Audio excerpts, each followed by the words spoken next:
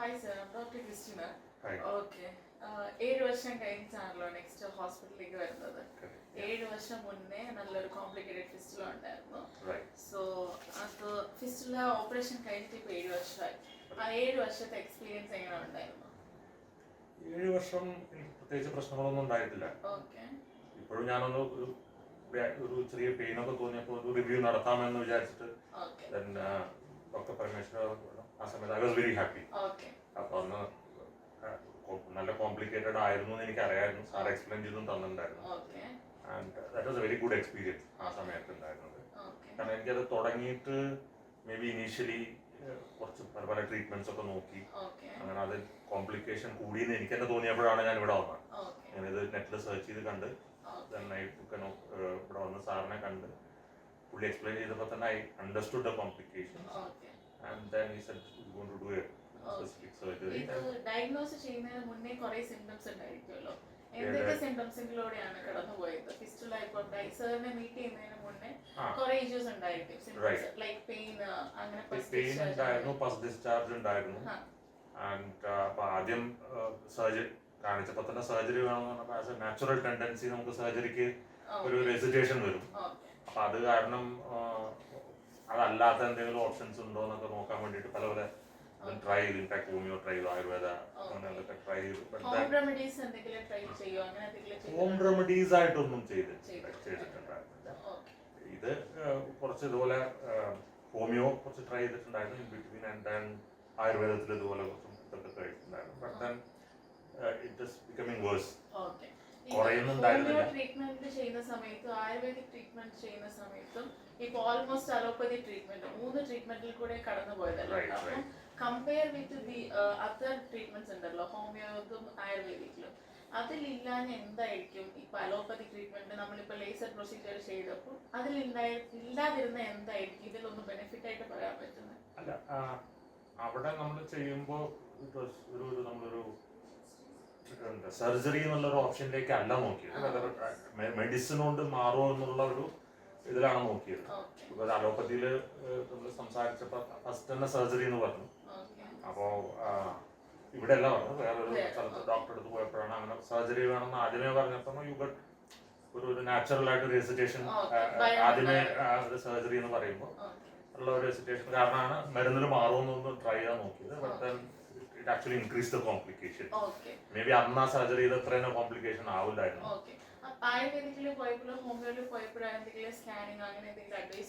Scan അവർ നോക്കിയായിരുന്നു. Scan എടുത്തിട്ട് നോക്കിയിട്ടാണ് മരുന്ന് കഴിച്ചാൽ മാറും എന്ന് പറയുന്നതും അതൊക്കെ ചെയ്തത്.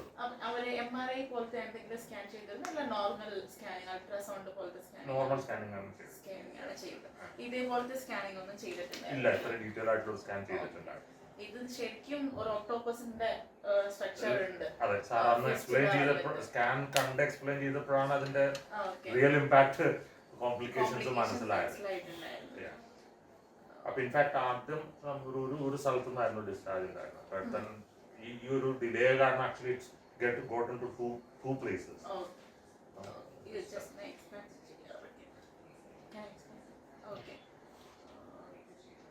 ഈ പേഷ്യൻ്റെ പേര് വന്നിട്ട് ജയ്ശേഖർ എന്നാണ്. പേഷ്യൻ്റ് ലാസ്റ്റ് 7 ഇയേഴ്സിന് മുന്നേ നമ്മുടെ ഹോസ്പിറ്റലിൽ സർജറി ചെയ്തതാണ്. അത് ആക്ച്വലി സർജറി ചെയ്യുന്ന സമയത്ത് വളരെ കോംപ്ലിക്കേറ്റഡ് ആയിരുന്നു. സർജറി ചെയ്യുന്ന സമയത്ത് അതിന് മുന്നേ ആൾ ആയുർവേദിക് ട്രീറ്റ്മെൻറ്റും ഹോമിയോപ്പതി ട്രീറ്റ്മെൻറ്റൊക്കെ എടുക്കുന്നുണ്ടായിരുന്നു. അപ്പോൾ അവിടെ ചെറുതായിട്ട് സ്കാനിങ് മാത്രമേ ചെയ്തിട്ടുണ്ടായിരുന്നു, നോർമൽ അൾട്രാസൗണ്ട് സ്കാനിങ് പോലെ.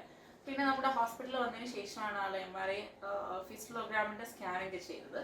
ഫിസ്റ്റുലോഗ്രാം സ്കാൻ ചെയ്ത് കഴിഞ്ഞപ്പോഴാണ് ഇങ്ങനെ ഒക്ടോപസിന്റെ ഒരു ഷേപ്പിൽ തന്നെ ഫിസ്റ്റുല ഫോർമേഷൻ ഉണ്ടായിരുന്നു. അത് മൾട്ടിപ്പിൾ ട്രാക്സ് ഉണ്ടായിരുന്നു, ആന്റീരിയർലിയും പോസ്റ്റീരിയർലിയും ട്രാക്സ് ഉണ്ടായിരുന്നു. അതിനകത്ത് രണ്ടിനകത്ത് കൂടി പസ് ഡിസ്ചാർജസ് വരുന്നുണ്ടായിരുന്നു.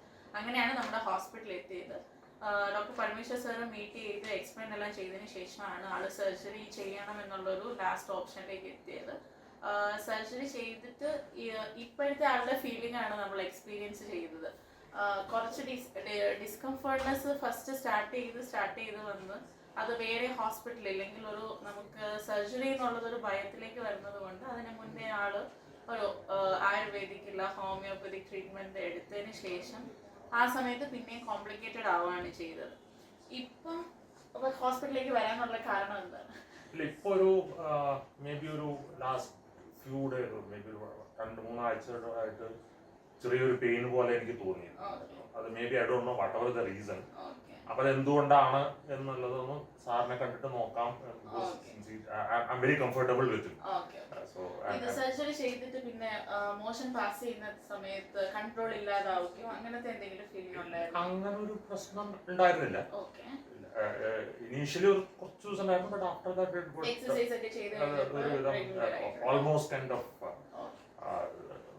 But then, since it was a very complicated thing and it had affected that, ഇവിടുത്തെ ആ മസിൽസിനെ എഫക്ട് ചെയ്തുകൊണ്ട് it's not I could എന്താ പറയാ നമ്മൾ പറയുമ്പോൾ ഒരു 100% പഴയ ഒരു പോലെയാന്ന് പറയാൻ പറ്റില്ല. But then probably you are there around 95-96% ആ ലെവലിലേക്കാണ് എത്തിയിട്ടുണ്ടായിരുന്നത്. ഇപ്പൊ എല്ലാ പേഷ്യൻസിനും ഉണ്ടാവുന്ന ഒരു ഡൗട്ടാണ്, ഇപ്പൊ നമുക്ക് ഫിസ്റ്റുല അല്ലെങ്കിൽ ഹെമറോയിഡ്സ് പൈൽസ് വരുന്ന സമയത്ത് സർജറി ചെയ്യുന്ന സമയത്ത് സർജറി ചെയ്ത് കഴിയുമ്പോൾ ഇൻകോണ്ടിനൻസ് ഫീൽ ഉണ്ടാവും എന്നുള്ളത്.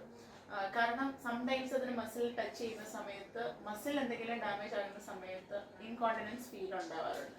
ഇത്രയും കോംപ്ലിക്കേറ്റഡ് ആയിട്ടുള്ള ഒരു ഫിസ്റ്റുല വന്ന ഒരാളെന്ന സ്ഥിതിക്ക് ഈ 7 വർഷത്തിനിടയിൽ എപ്പോഴെങ്കിലും ആ ഇൻകോണ്ടിനൻസ് ഫീൽ ചെയ്തിട്ടുണ്ടോ? എനിക്ക് മോഷൻ പാസ് ചെയ്യുമ്പോൾ കൺട്രോൾ കിട്ടുന്നില്ല, അല്ലെന്നുണ്ടെങ്കിൽ ഇപ്പൊ എനിക്ക് പാസ് ചെയ്യാനുള്ള സെൻസേഷൻ വന്നു, അത് കഴിഞ്ഞിട്ട് എനിക്ക് ഹോൾഡ് ചെയ്യാൻ പറ്റുന്നില്ല, അങ്ങനെ തോന്നുന്ന ഒരു ഫീൽ ഉണ്ടായില്ല? സെൻസേഷൻ വന്നു, ഹോൾഡ് ചെയ്യാൻ പറ്റായൊന്നുമില്ല. But then beyond a point, അതിപ്പോ നോർമൽ കേസിലാണെങ്കിലും beyond a point you cannot go. But may B I don't know the duration അങ്ങനെ എന്തെങ്കിലും ഇതിൽ ഉണ്ടോ എന്നുള്ളത്. അങ്ങനെ ഒരു പ്രശ്നം കൂടുതലായിട്ടുണ്ടായി ഈ മോഷന്റെ കാര്യത്തിൽ ഉണ്ടായിട്ടില്ല. But then may be at times ഗ്യാസിന്റെ മുകളിൽ control it's not that not there. ബട്ട് മോഷന്റെ മുകളിൽ there is no. ഫിസ്റ്റുല വരുന്നതിന് മുന്നേയുള്ള ലൈഫ് ഇപ്പോഴത്തെ ലൈഫും കമ്പയർ ചെയ്യുമ്പോൾ എങ്ങനെയുണ്ട്? എന്റെ ലൈഫ് സ്റ്റൈലിൽ there is no change. Right, അത് പണ്ടുള്ള അതുപോലെ തന്നെയാണ്. I continue doing whatever I have been doing before. I'm doing the same thing. എനിക്ക് ലൈഫിൽ there is no ജോബിലായാലും അല്ലെങ്കിൽ നമ്മുടെ ആക്ടിവിറ്റീസിലായാലും it is all the same. Surgery കഴിഞ്ഞിട്ട് ഇപ്പൊ 7 വർഷമായല്ലോ. 7 വർഷത്തിനുള്ളിൽ ഇപ്പൊ നമുക്കൊരു ഹീലിംഗ് പ്രോസസ് വന്നിട്ട് എത്ര, ഇപ്പൊ ഒരു പേഷ്യന്റ് അഡ്വൈസ് ചെയ്ത സമയത്ത് ഇപ്പൊ നമുക്കൊരു കോംപ്ലിക്കേറ്റഡ് ഫിസ്റ്റുല ആയിട്ടുണ്ടെങ്കിൽ ഒരു 6 വീക്സ് ഹീൽ ആകാൻ പറ്റുമോ, അല്ലെന്നുണ്ടെങ്കിൽ എത്ര വീക്സിൽ നമുക്കൊരു നോർമൽ ലൈഫ് കൈകാര്യം ചെയ്യാം എന്നുള്ളത് എന്റെ ഒരു കേസിൽ നോക്കുകയാണെങ്കിൽ ഐ തിങ്ക് ഓക്കെ, ഓപ്പറേഷൻ കഴിഞ്ഞ് മേ ബി നെക്സ്റ്റ് ഡേ ഞാൻ ഇവിടുന്ന് പോയി. ആൻഡ് ഐ തിങ്ക് ഒരു മാസത്തിന്റെ ഉള്ളിൽ തന്നെ ഐ സ്റ്റാർട്ടഡ് വർക്കിംഗ്. പിന്നെ എനിക്ക് ട്രാവലിംഗ് ജോബാണ്. പ്രോബബ്ലി ഒരു 6 ആഴ്ചയൊക്കെ കഴിഞ്ഞപ്പോഴേക്കും I was back to work without surgery കഴിഞ്ഞതിന് ശേഷം വർക്കിൽ ഒരു ഡിസ്കംഫർട്ട്സ് ഉണ്ടായിട്ടില്ല, എല്ലാം നോർമൽ ആയിട്ട് തന്നെ പോകുന്നുണ്ട്. പോസ്റ്റ് ഓപ്പറേറ്റീവ് കെയർസ് ഒക്കെ എങ്ങനെ ഉണ്ടായിരുന്നു ഹോസ്പിറ്റലിൽ? ഇവിടുന്നുള്ള response was good. I mean the overall experience നന്നായിരുന്നു. കേൾക്കുന്നതിൽ നല്ല സന്തോഷമുണ്ട്. ഓക്കെ, ഒന്നാമത്തേത് സാർ എക്സ്പ്ലെയിൻ ചെയ്യുന്ന രീതി ആക്ച്വലി ടേക്ക് യു ആ ഒരു കംഫർട്ട് ലെവൽ നമുക്ക് തരും. കോംപ്ലിക്കേഷൻ ഉണ്ടെങ്കിലും we know there is A complication, but then ഈ പുള്ളി അത് നന്നായിട്ട് എക്സ്പ്ലെയിൻ ചെയ്ത് തരുന്നുണ്ട്. നമുക്ക് എന്താ കോംപ്ലിക്കേഷൻസ് എന്ന് അറിയാം. നമ്മളത് നോയിങ്ലി ആണ്. ഓക്കെ, നമുക്ക് okay and there is no other go, right? അല്ലാതെ നമുക്ക് അതിന് വേറെ ഒരു ഓപ്ഷൻ ഒന്നുമില്ല. But then you know the complications. അതിപ്പോൾ അതിന്റെ ചെയ്തില്ലെങ്കിൽ ചെയ്തില്ല എന്നുള്ളൊരു ഓപ്ഷൻ വരുന്നില്ല. ചെയ്താലും ഇനി വരാവുന്ന കോംപ്ലിക്കേഷൻസും ഈസ് എക്സ്പ്ലെയിനിങ്. അപ്പൊ അത് ആ കാര്യത്തിൽ ഐ വാസ് വെരി കംഫർട്ടബിൾ. സാറിന്റെ ഒരു ഇതെല്ലാം ആ അപ്രോച്ചും പോസ്റ്റ് ഓപ്പറേറ്റീവ് ആയാലും വരുമ്പോഴും സാറിന്റെ റിവ്യൂസും എല്ലാം ഇതായിരുന്നു. No issue. ഇപ്പൊ കുറെ പേഷ്യൻസ് ഇപ്പൊ പൈൽസ് ഉള്ളവരുണ്ടാവും, ഫിസ്റ്റുല ഉള്ളവരുണ്ടാവും, ഇതിനെ കുറിച്ച് ഒന്നും അറിയാത്തവരുണ്ടാവും. ഓക്കെ, അപ്പം ഇപ്പൊ നമുക്ക് ഇതിനെ കുറിച്ച് നമുക്ക് വേറൊരു ഡോക്ടറെ അടുത്ത് പോയിട്ട് പറയുന്ന അല്ലെങ്കിൽ നമ്മുടെ ഫ്രണ്ട്സിനോട് പറയുന്നതിന് നമുക്കൊരു ഹെസിറ്റേഷൻ ഫീൽ ചെയ്യും. അതാണ് ഇതിന്റെ മെയിൻ പ്രശ്നം എന്നാണ് എനിക്ക് തോന്നുന്നത്. ഹെസിറ്റേഷൻ ഫീൽ ചെയ്യുന്ന സമയത്ത്, കാരണം അതൊരു പ്രൈവറ്റ് പാർട്ടാണ്, നമുക്ക് പറയാൻ കുറച്ച് ബുദ്ധിമുട്ടുണ്ടാവും, അല്ലെങ്കിൽ ഭയങ്കര ഒരു എന്താ പറയാ, ഒരു ഭയങ്കര നാണക്കേട് തോന്നുന്ന ഒരു ഫോമിലുള്ളതാണ് ആ ഡിസീസ് വന്നിട്ട്. സോ അങ്ങനെയുള്ളവരോട് എന്തായിരിക്കും അഡ്വൈസ് ചെയ്യാനുള്ളത്? അസുഖത്തിന്റെ കാര്യത്തിൽ നമ്മൾ നാണെന്ന് വിചാരിക്കേണ്ട കാര്യമില്ല. It is another part in your body. അതിപ്പോ നമ്മള് ഇപ്പൊ നമുക്ക് ഹാർട്ടിന് പ്രശ്നമാണെന്ന് പറയാൻ ആൾക്കാർക്ക് എനിക്ക് തോന്നുന്നു സന്തോഷം തോന്നുന്നു. ഐ ഡോണ്ട് നോ, അല്ലേ? അപ്പൊ ബട്ട് ഇതിനെന്തിനാണ് അങ്ങനെ ആവശ്യമില്ല. ഇത് another part and then you are having A problem. അത്രേ ഉള്ളൂ. അത് ഇത് വരുമ്പോ അതിന് നമുക്ക് വേറെ ഹെസിറ്റേഷന്റെ കാര്യമൊന്നുമില്ല. അസുഖമാണ്, അത് വന്നു. ആൻഡ് അത് എന്തുകൊണ്ട് വന്നു അല്ലെങ്കിൽ ഇതില്ലാതെ വന്നു എന്നുള്ളതിനേക്കാളും ഒരു അസുഖം വന്നു നമ്മൾ അതിന് ട്രീറ്റ്മെന്റ് എടുക്കണം. നമ്മൾ ലേറ്റ് ചെയ്യുന്ന സമയത്ത് ഇപ്പൊ ട്രീറ്റ്മെന്റ് എടുക്കാൻ കുറച്ചെങ്കിലും ഒരു ആയുർവേദിക്കിലോ ഹോമിയോപ്പതിക്കിലോ പോയതുകൊണ്ട് കുറച്ചെങ്കിലും ലേറ്റ് ആയി പോയ ഒരാളെന്ന് നമ്മൾ കൺസിഡർ ചെയ്യുവാണെന്നുണ്ടെങ്കിൽ നമ്മൾ വെയിറ്റ് ചെയ്യുന്നതിനനുസരിച്ച് ഇതിന്റെ കോംപ്ലിക്കേഷൻസ് കൂടുന്നതെന്ന് എക്സ്പീരിയൻസ് ചെയ്യാൻ പറ്റിയ ഒരാളാണ്. കാരണം ഫസ്റ്റ് ഇരിക്കുന്ന സിംറ്റംസ് ഉണ്ടാവില്ല ലാസ്റ്റ് സ്റ്റേജിലേക്കൊക്കെ വരുന്ന സമയത്ത്. അപ്പം അതിനെ നമ്മൾ ഫസ്റ്റ് അഡ്രസ് ചെയ്യുന്ന സമയത്ത് എങ്ങനെ നമുക്ക് അഡ്രസ് ചെയ്യാൻ പറ്റും ഇങ്ങനെയുള്ള ഈ വെയിറ്റ് ചെയ്യുന്നോണ്ട് കോംപ്ലിക്കേഷൻ അനുഭവിച്ച ആളാണ്.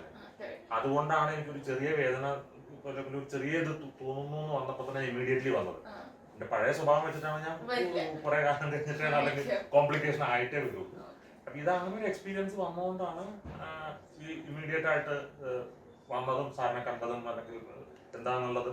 ഇറ്റ് ഇസ് ഓൾവേസ് നമ്മുടെ നോളേജ് അല്ല, ഒരു ഡോക്ടർ നോക്കിയിട്ട് പരിശോധിച്ചിട്ട് നമ്മളോട് പറയുന്നത്. അപ്പൊ ആരോടാണെങ്കിലും എനിക്ക് സജസ്റ്റ് ചെയ്യാനുള്ളത്, നമുക്കൊരു ഡിസ്കംഫർട്ട് തോന്നുന്നുണ്ടെങ്കിൽ meet a doctor, take his opinion, എന്താണ് അവർ പറയുന്നത്, then you take your decision. I mean, ഏത് ട്രീറ്റ്മെന്റ് വേണം ഏത് വേണം എന്നൊക്കെ ഉള്ളത് ദാറ്റ് ഇസ് പ്രോബബ്ലി ഇൻഡിവിജ്വലിന്റെ ചോയ്സ് ആണ്. ബട്ട് ഡോക്ടറെ കാണാതിരിക്കരുത്, അല്ലെങ്കിൽ നമ്മളൊരു എന്താ പറയാ അറിയാത്ത നാട്ടുവൈദ്യോ അല്ലെങ്കിൽ അങ്ങനത്തെ സാധനങ്ങളിലേക്ക് കഴിയുന്നത് പോകാതിരിക്കുക. ഇൻഫോംഡ് ആയിട്ടുള്ള ഒരു ഡിസിഷൻ എടുക്കുക. അത്രയുള്ള ഡിസിഷൻ എന്തായാലും നമ്മുടെയാണ്.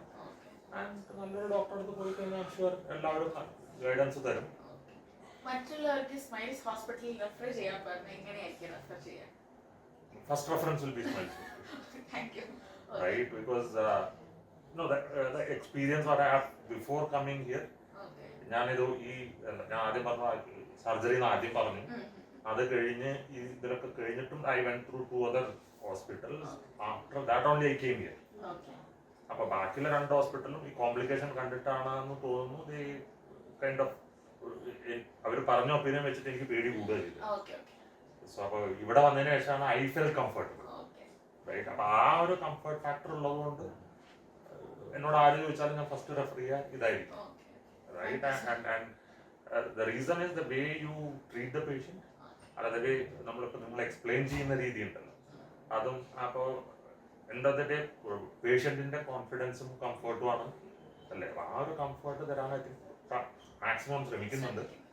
And that is the best part എനിക്ക് തോന്നുന്നത്. സർജറി കഴിഞ്ഞിട്ട് നമ്മുടെ നഴ്സിംഗ് സ്റ്റാഫ്, നമ്മുടെ സ്റ്റാഫിന്റെ എക്സ്പീരിയൻസ്, സ്റ്റാഫിന്റെ അടുത്തുള്ള എക്സ്പീരിയൻസ് ഒക്കെ എങ്ങനെയാണ്? അത് ഇപ്പൊ നമ്മള് എന്താ പറയാ മലയാളത്തിൽ യഥാ രാജ തഥാ പ്രജ സാറിന്റെ ആ ഒരു രീതിയാണ് ദ ഹോൾ സ്റ്റാഫ് ക്യാരീസ്. ആ ഒരു ഫ്രണ്ട്ലി അപ്രോച്ചും ആ ഒരു ഹോൾ എക്സ്പീരിയൻസ് വാസ് ഗുഡ്.